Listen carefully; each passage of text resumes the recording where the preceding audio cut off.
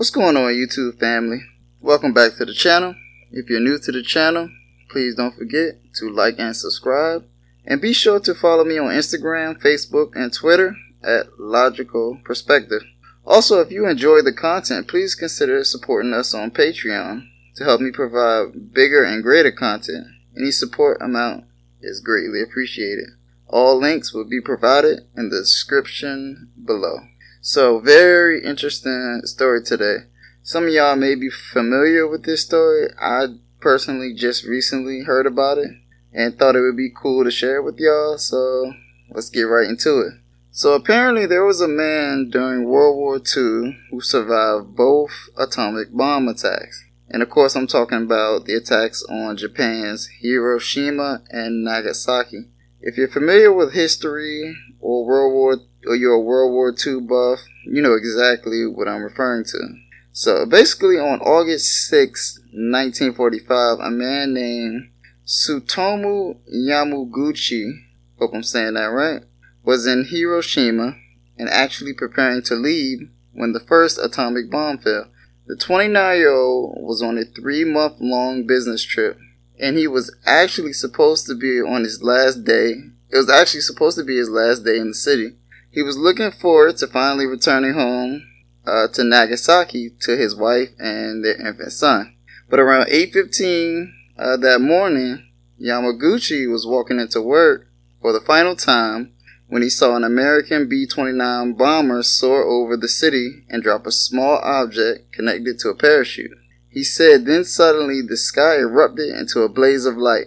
The shock wave that accompanied it sucked Yamaguchi from the ground, spun him into the air like a tornado, and sent him hurling into a nearby potato patch.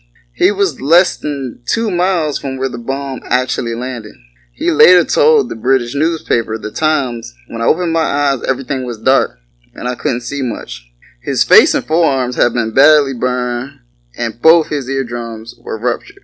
Yamaguchi wandered in a daze, and after spending a restless night in an air raid shelter, he awoke on August 7th and made his way toward the train station, which was somehow still operating. The blast had immediately killed some 80,000 people, and tens of thousands more would perish in the weeks that followed. So, right there you can see how fortunate he was. But somehow Yamaguchi survived and was able to return home to his wife and kids in Nagasaki. So, his newborn child. He only had one kid, as I'm saying. So I guess we can all see where this is headed, being in Nagasaki currently. But moving along, so 16 hours after the bombing in Hiroshima, the United States President Harry S. Truman gave a speech that revealed the existence of the atom bomb for the first time. So up until this point, nobody knew what the atomic bomb was. And if you're familiar with history, this won't be a surprise to you.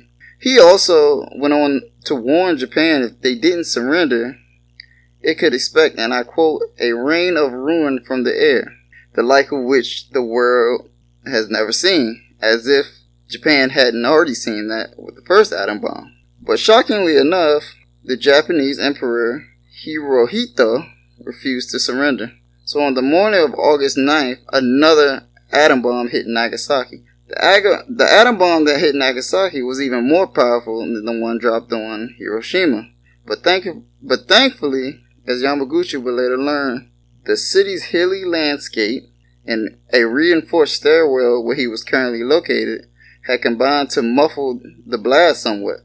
Although his bandages were blown off and he was hit by yet another surge of cancer-causing radiation, in an instance of good fortune, which was clearly needed at this point, his wife and child also survived.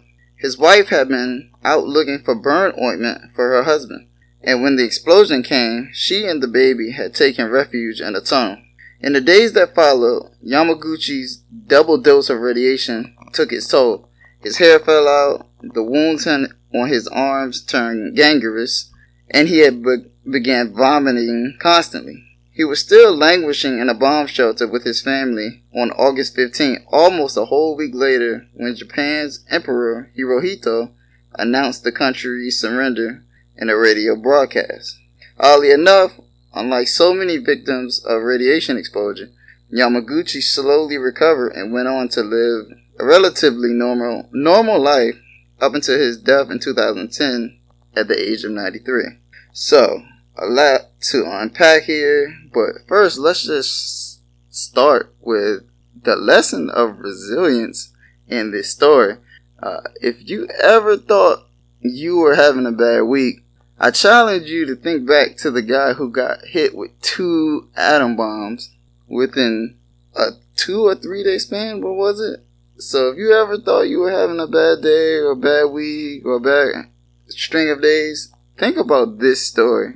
I don't know if I've ever heard a worse situation than this, but the resilience of this guy to experience that and still live a longer life than most people live is something.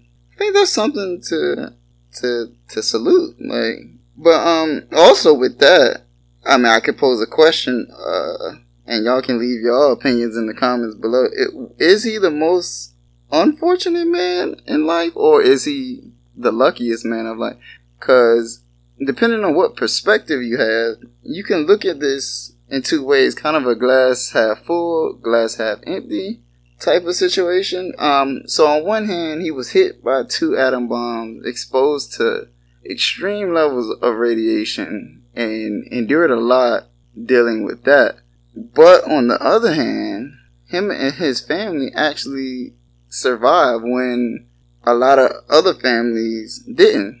It said that over 100,000 people confirmed died in both these blasts. He endured both the blasts and actually survived, him and his family. And I didn't see in the story where how long his family actually lived, but that's if anybody's familiar with this story, leave that in the comments below. Did his family actually live? I'm gonna have to research that. That would have been something good to add to the story. But yeah, so what are y'all perspectives on this? Is he the luckiest man on earth, or is he the most unfortunate, or is he somewhere in the middle?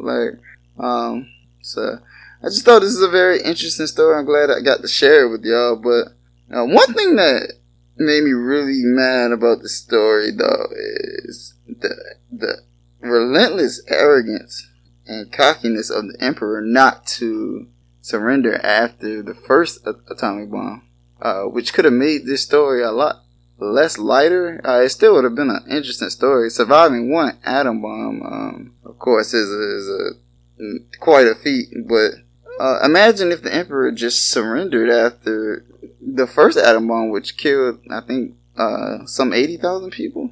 And for just the arrogance, and we've all experienced these type of people, just arrogant and cocky, and just I mean, that showed no compassion for his people to not surrender. So those are the people it's hard to be around. It's hard to kind of stomach those people for too long. But how many lives would have been saved if he would have just surrendered after the first? So that's a negative.